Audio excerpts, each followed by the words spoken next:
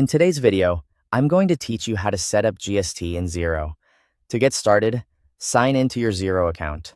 Make sure you're using an account with the right permissions to access accounting settings, because if you don't have the correct level of access, some of the options we'll use may not appear.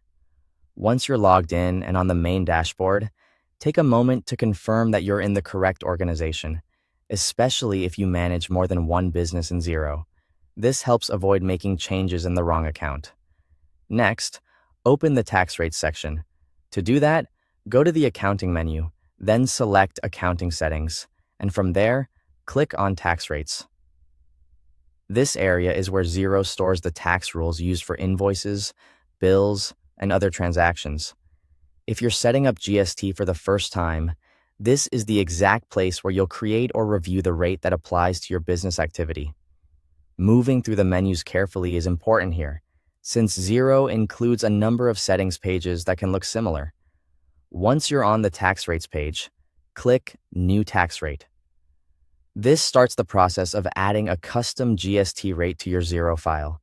Creating a separate tax rate allows you to clearly label the GST setting and apply it consistently across your bookkeeping. It's a good idea to use a tax rate name that is simple and easy to recognize later, especially if multiple tax rates exist in your account. Now enter the GST details. Type in the tax rate name, and then enter the GST percentage you want to use. Be careful when entering the percentage, because even a small error here can affect how tax is calculated on future transactions. Double-check both the name and the percentage before moving on. Keeping the naming clear and accurate will make reporting and day-to-day data entry much easier. After that, click Save to store the new tax rate. Once saved, the GST rate becomes available for use in the relevant areas of Xero, such as invoices and other accounting records. If needed, you can always return to the tax rates section later to review what you've set up and make sure everything matches your tax requirements. And that's it. You've successfully set up GST in Xero. Thanks for watching.